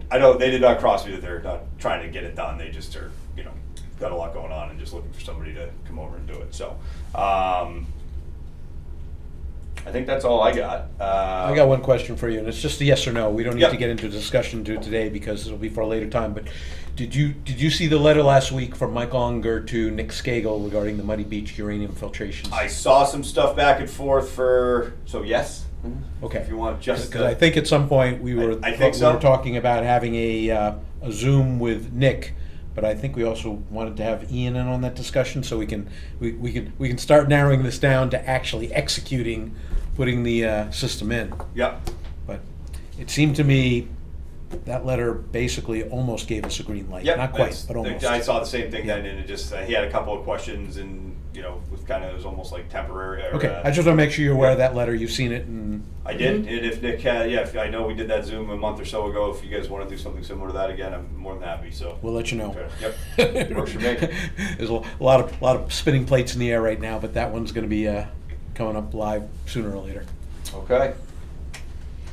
Cool. I'll go run into Jeff. We'll be back in on Friday to do locating ahead of where their crews seem like they'll be, and like I said, we'll as needed either a couple hours on Mondays or Fridays get in and try to stay a couple steps ahead of them, and fingers crossed it goes well from here. They're not, we'll see.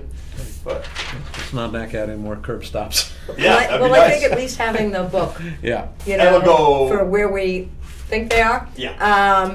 Is probably the safest way to put it. Yeah. I think at least having that guidance to Anything give we them an can do idea will to help. add a little expectation to it, or Yeah. give them a little a little foresight on it is. It dawned on me that when we had R.L. Heath do Bergdorf, that there was only one house in play. Sure. Yeah, 800 So feet. we flew down Right. there because the only house at the Aspen end, we found the water line didn't come on to Bergdorf, it went Off on the other down. back in a road bizarre area. way. Yeah, Right. So, plenty of that too. thank you, sir. Thank you, guys. All right. Have a good day. Have fun. We'll talk to you soon. All right. All right. The time is 10:25.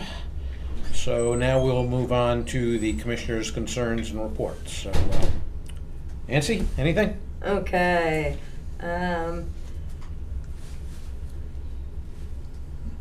We did look, when Julie was in yesterday, we did look somewhat at where the income for the FEMA is listed. It is gonna fall into the same sort of category as a grant or as insurance payment, which means it's neither income nor expense. So the question is gonna be, what we found is set up, and we put April's, we did get a check from FEMA, or from the state through FEMA, in April. And we have put that deposit into QuickBooks. But the only thing we could find that had it set up was culverts. And we knew that we wanted to change that, but I wanted to talk to you guys first to see how we want to set that up. I don't want it just set FEMA culverts. Do we want to use specific road names for that income so that we know what roads we're getting reimbursed for? Do we want to, how detailed do we want to set up when we put the income in? I think we should at least say the roads, Not by road names. not by road names, okay? Because none of the reporting in either direction do they care what the road name is. Okay, It's hours, equipment, material, contractors against the calendar. I don't identify what roads. I just say, here's the manpower, here's the contractors, here's our own equipment, down to the hour, but not by road name. okay, so we can set up a general spot to put it in that says roads and ditching? It should be by FEMA project, and there should be an accounting for the asphalt shoulder fixing, which is a separate project. You're talking income, you're talking expense. Well, we're gonna get reimbursed for it. Yes, but I'm not to expense yet. Right now, I'm looking for where we're gonna put the income. Income already collected. Income already received and future income. So I just started to tell you about one we haven't actually got. We actually did get reimbursement for it. We did get a check in April. No. You haven't. I'm thinking the way FEMA has done this, and you Okay. have no idea. So Right. I'm communicating something that's going to be difficult because you need to see what I'm talking about, not hear me say it. Okay, So the right way to do it is to do it by the way that FEMA does it, so that it translates exactly, and that's by project. They have a 6-digit project number, and the name of it is got to be exact. So, for example, we have an advance, which is neither a reimbursement or a grant. correct. And that is the engineering of the Grissom culvert. And we've had that cash over $41,000. So that's separate in my mind and in FEMA's mind in New Hampshire emergency management from reimbursement money we've gotten for Right, ditches and surfaces. And the other one is the Baden-Bergdorf culvert, which is totally paid off. That was a separate project. And the Grissom project, fixing the Grissom project, is a separate project altogether where no money, because we need to get the design approved. Right. So I think I probably need to be there when you and Julie are actually changing the way this is and show you the FEMA stuff so that you're not listening to me, you see it. Okay.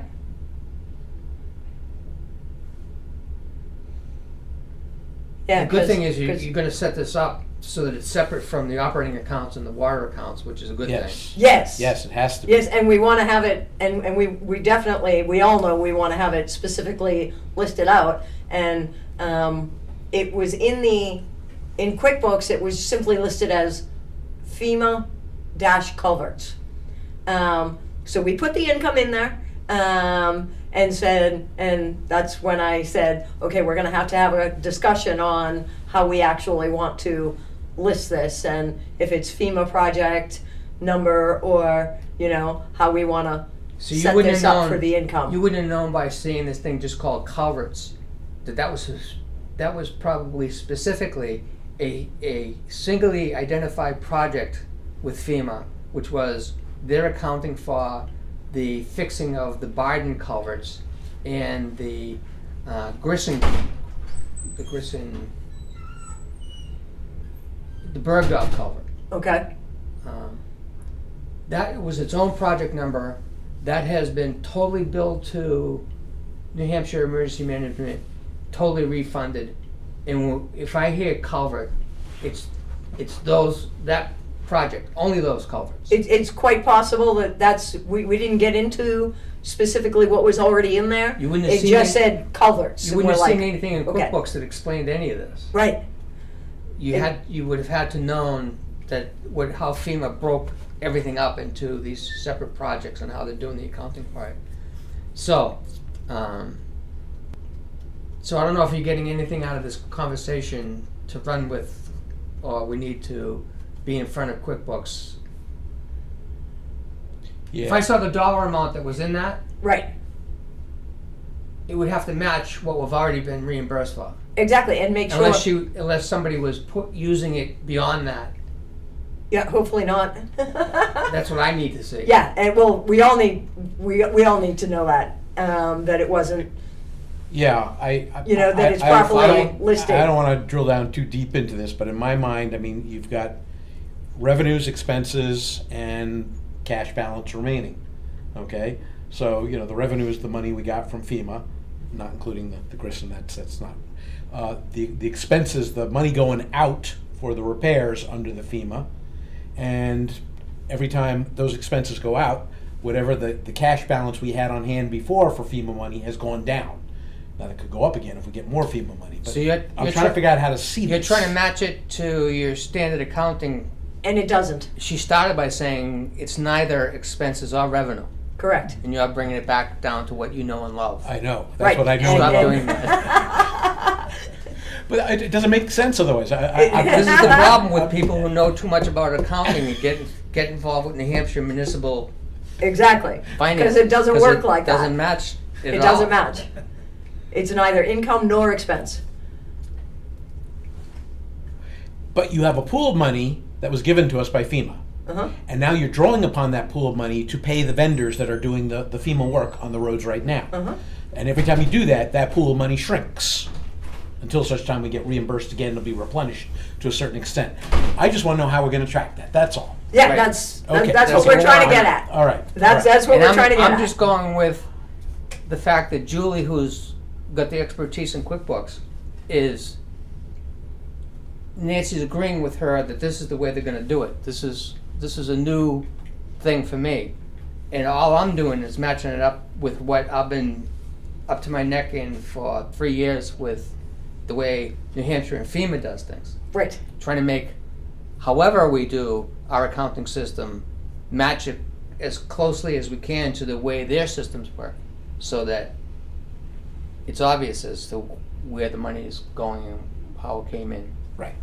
Which makes sense. But you also have to have you need to know where your cash balance stands Yep. at any given time.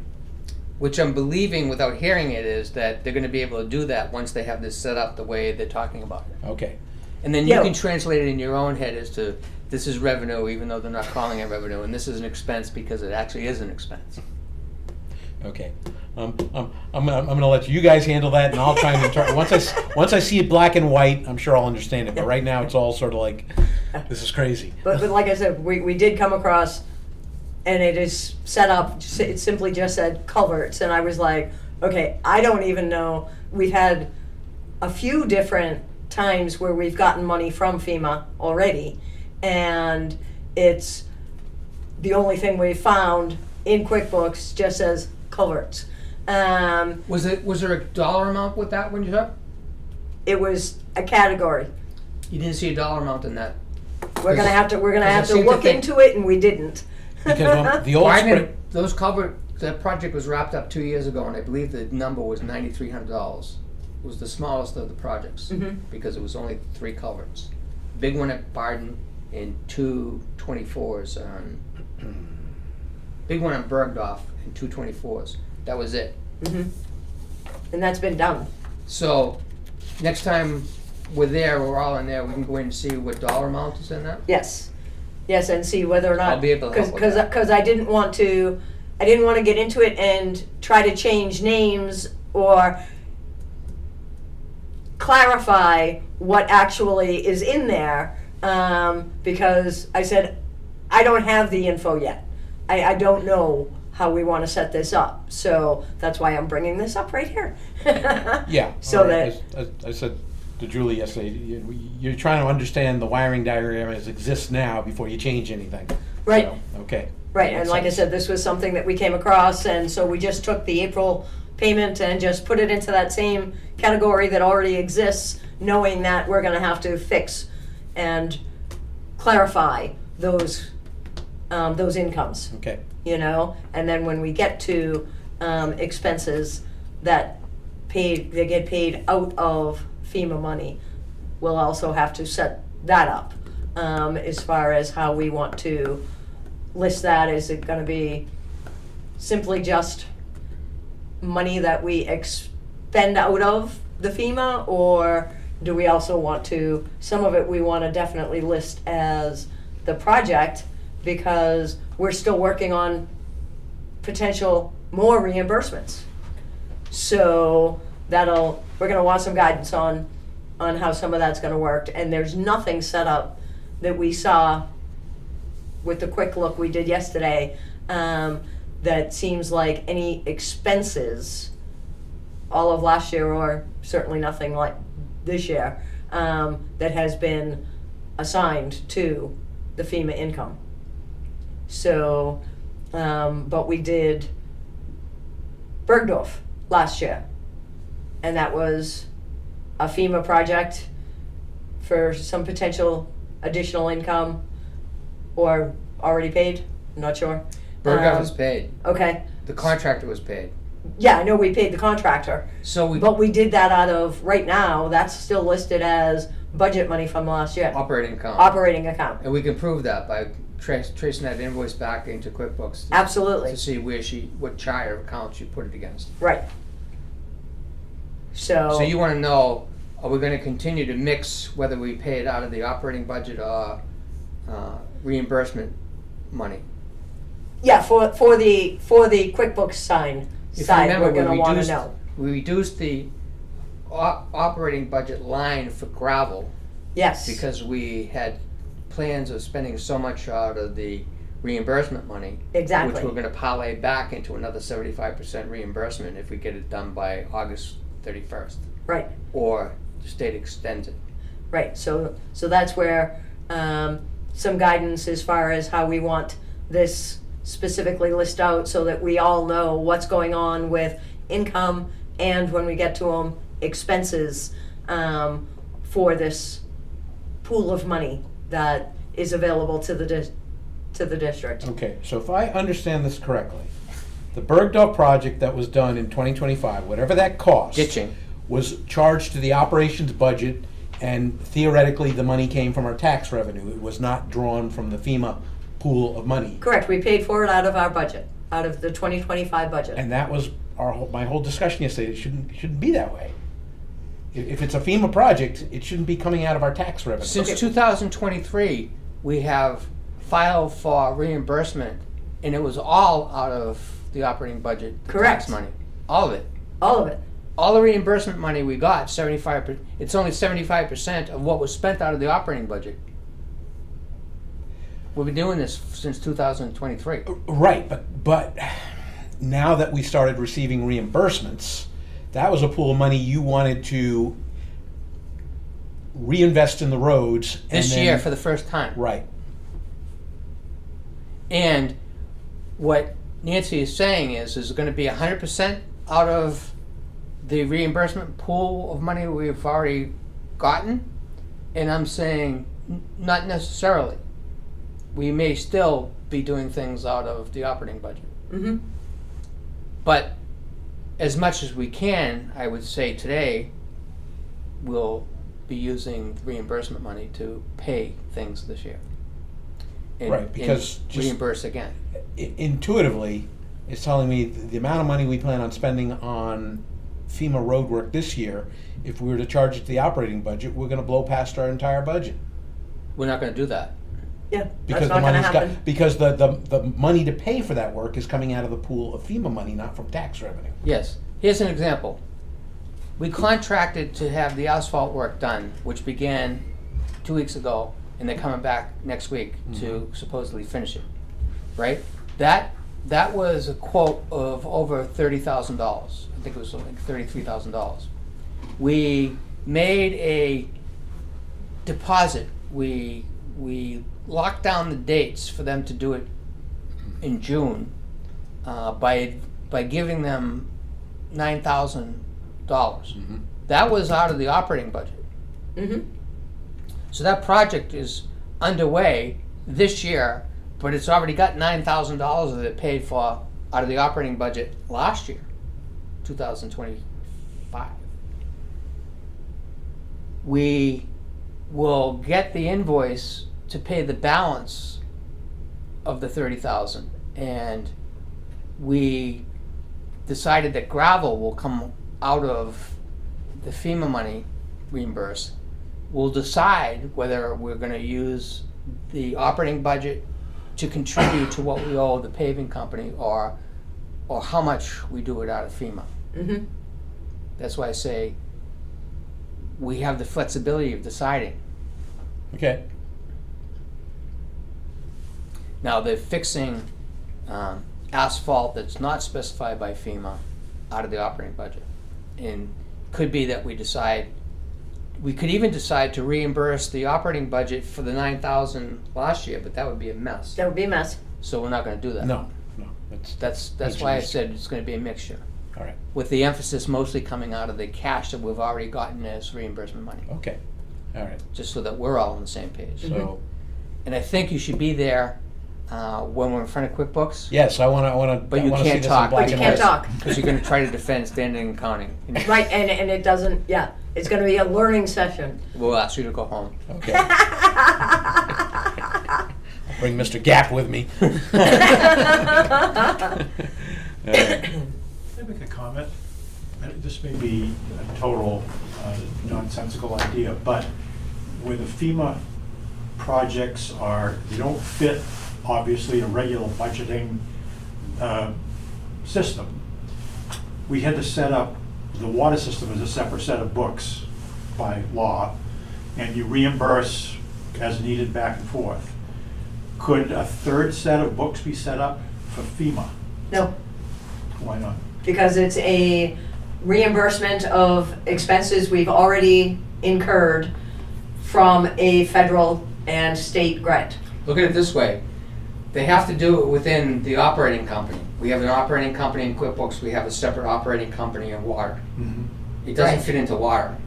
So it has to come out of the The only thing operating. the water company paid for was for the water main to be fixed for the FEMA project on Grissom. Yep.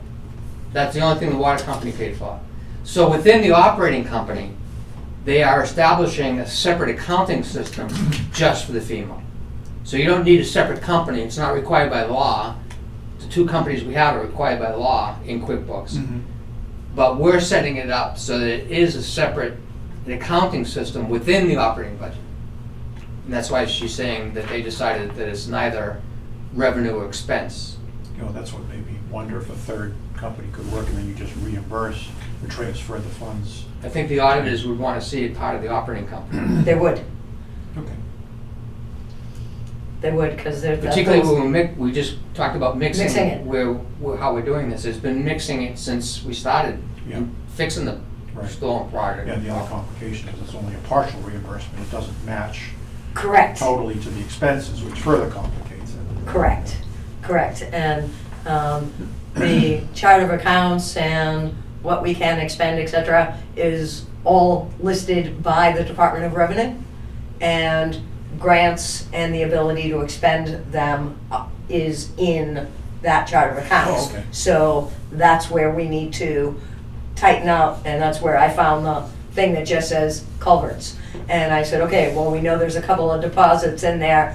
We're gonna specify them specifically, but we didn't have the information to do it yesterday, so that's why we're even starting and having this conversation, is that we're gonna need to sit in front of QuickBooks and see Figure out how to exactly, do it. exactly how we want to have this listed, and, you know, project names and things for anything that we could get reimbursed moving forward, and how we want to list the expenses when we start spending money out of it, you know? This fits into the grant section of the accounting Yes. then? Yes. And is that designed to go, to span multi-years? We should. Yes, Okay, good. Let's move on. Okay, do you have anything else, Nancy? I think we've, I'm not gonna say anything more, like you told me I have to shut up. If you want to stay at this meeting.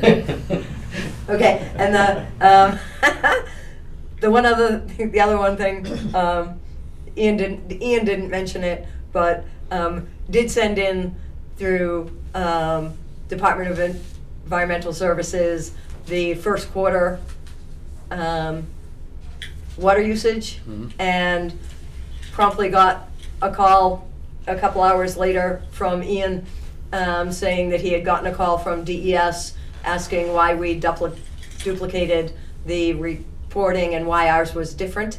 Apparently we were supposed to, or we're supposed to include the amount that comes out of Muddy Beach, even though it goes to waste, just to show that the site is active and that we still put money out, put water out of it. So that made sense. But at the same time, Simply Water is listed as our contact through DES for the water usage reporting. So it is, They have to submit it. they'll be doing it. They didn't want to see it come from you. So they don't want to see it come through my name. Okay, that's good. Just so everybody knows. That's We pay them a good amount of money. If they can do that, that'd be great. Yeah. And they already did it. No good deed And goes they were unpunished. reporting Muddy Beach the way that DES wanted it? Yes. Okay. Yes. Okay, anything else, Nancy? Nope, that's it. Okay, Mark, your turn. Okay, got everybody's head spinning enough. Yeah. I wrote a bunch of stuff down under correspondence, which I'll cover. So just, the only thing I want to say under the commissioner's report is, I have been, the minutes that I did when you weren't here, Yep. that we approved with fixes, I put the fixes in. Then I told Word to save them as PDFAs, archives. Okay. And what I learned is that the suffix for a PDFA doesn't let you know that it's a PDFA. Still says .pdf. It's .pdf. So looking at the file name or the suffix, you don't know whether it's a generic PDF or whether it conforms to the A archive. So the way that you find out is that there are websites that verify whether it's a PDFA format compliant. So I saved them as PDFs. I decided that I'm putting PDF A in the file name. So from here on in, it will be CM the date in minutes, PDFA. PDFA dot PDF. Okay. So you got that. Good. Got that. That makes sense. And you Yep. follow me? So That's. you have sets of minutes that you I know. did. I need to get Once you have your corrections in, right. and they're finalized by you, if you send them to me, I'll turn them into PDFAs and get them up to the website. Okay. Good. All right. I know that's on my And if you to-do want, list. I'll show you how to tell Word. You tell Word to save it as PDFA. It's going to save them all as PDFAs. If you save a Word document as a PDF, it's going to make it a PDFA. It's not going to show you in the name if you forgot that that's what you're doing. Okay. It doesn't matter. I won't keep talking about that, but that's what we're doing. Okay. And that'll be good moving forward, when we get the historical documents put in, if we have a system set up so that we know that it's in the proper, You should match the file name right, that we're doing now. and that it says And PDFA. I think we're talking about having the copying machine generate the PDFA. And so, I don't know if we're gonna have to change the file name after it comes out of the copier or not. Or we send it into I haven't seen how the copier is gonna create the file name. Yeah, I don't know. It may be that god-awful scan name Ooh. with a little change in it. We have to We'll have try to- one and see we'll what have to- see yeah. what we have to do. Anyway, that's mine. Report. Okay, got some show and tell for you guys. So, last week after the meeting, I spent a good amount of time on trying to find us an auditor. First thing I did was went to the New Hampshire Society of Certified Public Accountants, and I filtered by government auditing, and I got 23 hits. You only see 22 listed on my sheet here because one of those was our former auditor that dropped us, so I figured there's no point putting them in. I went in with the assumption that all 22 of these actually did government auditing, knowing that that was not going to be the case. I also did a Google search. They came up with half a dozen, but most of them were repeats from the CPA, New Hampshire CPA site, with the exception of number 23 and number 24 on my list. So then I proceeded to find the websites for each of these companies, if they had websites, to see if they say specifically they do municipal auditing. And then if a lot of them had on the contact form, online contact, so I did that, explaining what we needed. I also called a lot of these firms. And so here's the scorecard out of these 24. So 11 were outright no's, meaning that they know we no longer do municipal auditing, or we never did do municipal auditing, or we're too booked right now to take you on. So there. Or they're no longer in business. Okay, 4 are out of business. 11 were no's, 4 are out of business. One firm was acquired by one of those companies that said no, so that knocked them out. 4 I'm awaiting an answer on, but the website seems to indicate that they don't do municipal auditing. The ones that are highlighted in yellow, the 4 ones, the websites do say they do municipal auditing. I've got phone calls, voicemail messages, and or online contact into these 4. They have not gotten back to me yet, so now I will just keep harping on these 4 until we either get a yes or all 4 are exhausted and it's no. I don't know where else to go after this. This seems to be the lot. Interesting conversation with 1 or 2 of the firms that were kind enough to call me back that said either no, we don't do it anymore, or no, we can't take you on. And guess what? That's pretty much the story you're going to hear from everybody who does municipal. They're saying they're getting out of the business, or they just don't have the bandwidth to do it. So, but we still have 4 possibilities here, and I will pursue it until I exhaust that. Yikes.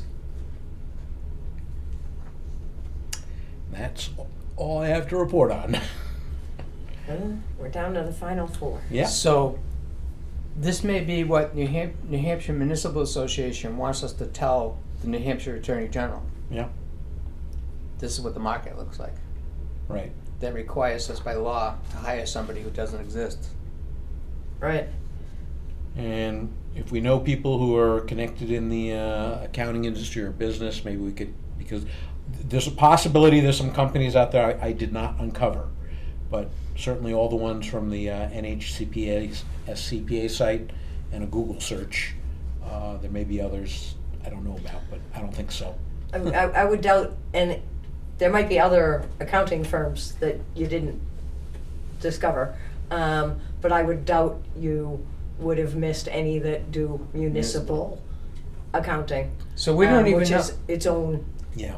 We don't even know if the one firm that said they would do it if they were allowed to charge us 4 times what we Our had budget been paying. amount? Yes. Whether they would even do it now. Does anybody remember the name of that firm? Guess not. I don't. I do not. Okay. It's in the email. All right, I'll have to find that. All right, so I'll just pursue that. I mean, obviously, the audit's the best way to go, but in looking at the DRA site, I gather that having an audit done is highly recommended, but it's not a firm requirement. They stress it's highly recommended for, they called it caution, safety purposes. I would like one. Yes. That would be for. Well, you have the option of electing local An auditors. elected That's why auditor. it can't be mandatory. That's the one that they say they don't necessarily recommend having a local auditor, because there may be situations with loans, etc., where they want to see a CPA, but by law, we are required to have an audit. Well, what I read said it was highly recommended, not a firm.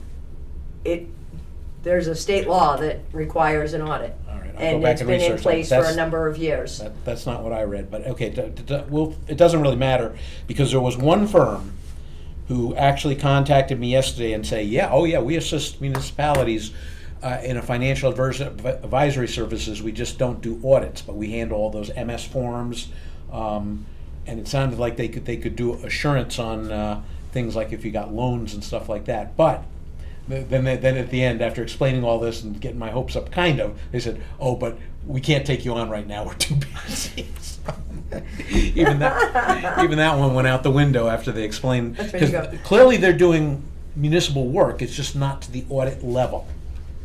Okay, That's where so you that's go. why You I'm could've saying told I me don't. that right up front. I don't think you have to have it to an audit level, but that's what's highly recommended. No, we are required by law to have to have an audit, which is why the discussion even exists to possibly get in touch with the Attorney General saying, okay, you gave us this law and we cannot comply because there's nobody available to do it. Okay. All right, I'm not going to belabor that. Like I Thanks said, for I will, doing all I will, that. I will pursue these 4, and maybe we'll get lucky, and one of them will say, yeah, we'll do that, and the price won't be outrageous. We've been in touch with number 15, the Vulcan. Vachon Cloquet? Yes. A number of years ago, they did send us a quote before we went with Pondrick? Plotnick Plotnick. and Sanderson. Yep. So maybe. Maybe. But that's all these 4s say they do municipal auditing, and I just need to get an answer from them. Yeah. So I'll be the squeaky wheel. I've already contacted them either through voicemail and or online inquiry. Sadly, they didn't get back to me. All the ones that said no, they called me right back. They were happy to call me back and say, no, we can't do that. But these guys haven't. So I will pursue them. Good. All right, so. Thank you. Now we can move on to, it is 10:59. We will move on to old business table, audit, so we already covered that. 8 signature items. I think the only one is Jeff's day off request.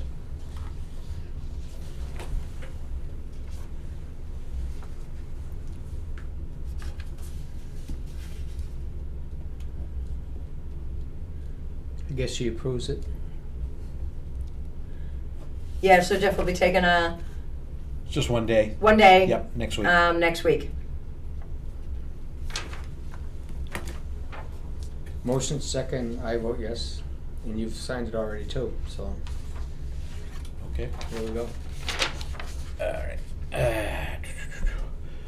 All right, 11 o'clock, we'll go to correspondence. All right, the first one, Michael, we discussed the fill, 60 hot well fill request. Then there was a email from Paul Calvo. I thought he was gonna show up and talk. Yeah, I thought he was kind of saying that, but Apparently then he not. sent a second one saying that he wanted to talk on the phone. Oh, So I did call him back. Okay, He saw the video of last week. the attorney for the cell phone company and the chairman of the planning board, and wanted to say that he liked what we were doing. Wanted to spend money with his own attorney. I told him he could just do a 91A request and get the planning board approved subdivision or Mhm. not. And so that was that phone conversation. So he's concerned about his property and that cell tower project, as he has been from the beginning. Yeah, But but we don't know the final answer on that subdivision yet, even though I saw your emails to a former board member, and it appears that the right steps were taken, but was Well, it ever he taken said he was to going over to the show finish us, line? He didn't show us the documentation, Okay. right? So All right, so until we see it in black and white. what I told Calvo was, we're not going down any rabbit holes because somebody pointed at them. So I'm not putting in any time Yeah. to. yeah. The guy that asked the question should be the one that already knew the answer. Correct. So it was obvious to Calvo what he was really doing. And we'll leave it Right. at that. Okay, The next guy is Brandon Walsh. He called, and there was the voicemail. yes, He had questions about using boats and fishing on the big pond, or the ponds. well, there's the boat ramp, which is not part of Village District of Eidelweiss to access Big Pea Barge Pond. I might respond to him. There's a lot of calls that we get that have nothing to do with the village itself. Right. It should be done through Fish and Game in this case. Other ones, they seem to be avoiding realtors and want to have the village office answer all kinds of real estate questions. Yeah, that one for I them. said, go to the Realtor, that's, But in this case, the way that his voicemail was asking questions, I do want to call him back and say that he should be using that boat ramp. yes. That he shouldn't be using our beaches and our parking spaces to bring boats and launch boats with electric motors from our beaches. Exactly. So I will call him back. Yeah, I'm gonna say Middle and Little are off limits, but Big P, no problem. There actually is a boat ramp that has never been maintained that the village owns for Little P that gets you, of course, to both ponds. But that will go into the whole parking thing that we're gonna be Yep. working on in the And future. there's no parking So there. that's why I wouldn't even bring that up to this guy, just saying those ponds are off limits, go into Big P, have fun, just clean the bottom of your boat before you launch it. Another guy, Fernando Silva, evidently saw a listing for land on Foreclass, on Clausen, and was interested in snowmobiles. And I told him you can't drive a snowmobile down our roads, and you can't drive it on the snowbanks next to the road because the DPW will stop you from doing that because they don't want that packed down into ice. So then I mentioned to him, Foreclass is a mountain road that goes straight downhill, which evidently he didn't realize that and seemed to have lost interest in the lot altogether. As a realtor would say, Gotta look at a topographical map. gently sloping. Yeah. Weasel words from the real estate agency. Quite a few people called to leave their email addresses or emailed us. I guess most of them were emails. And those are the names you see on there. The Schroths are the ones, some of them are couples, so there's two emails, the Schroths and the Goudreaus. So I put them into the chimp system so they're part of any. Okay. And that's it on correspondence that I have. Nice. Okay. So it is now 11:04. We'll go to public appearance, public comments. Doug or Bob? Oh, Bob, really? You can talk. Okay, regarding the recent notifications for water outages in the Hotwell Drive area, I don't always check my phone for emails, which can be an issue during a service disruption. Would it be possible for the district to notify residents via text message in addition to the emails?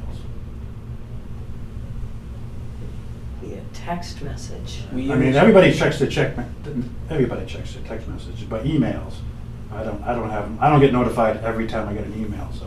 We if don't I- have software that does that. Yeah. What's that? We don't have software that does that. Unless MailChimp does text messages to I'm phones. not sure, but I've been looking, My son broke his collarbone. you could probably get a service like that, like $50 a month. All the time. He's on the baseball team, he has to just watch. But, people would have to sign up for it. I'm just throwing it out there. You'd have to give us the telephone numbers too. Yeah, people would have to sign up for this, but I'm just, mentioning that because, I check my email at 6 o'clock, and like, well, people down the street didn't have water.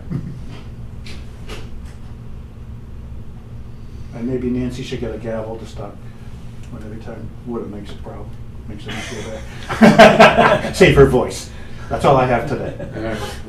Might have to be a petition warrant article. You're talking $600 a year, and Yeah. the only advantage to us would be is if we got everybody's phone number, that would be nice. We do get a lot of requests by people to be able to pay their water bill online. Right. A lot of them. Obviously, a lot of people don't have checkbooks anymore and do it directly with their bank, have the bank send it out. A lot of people don't even do that. They want to do the credit card. Yeah. They want to tell us the credit card over the phone, which the credit card companies don't like that at all. Can't do that.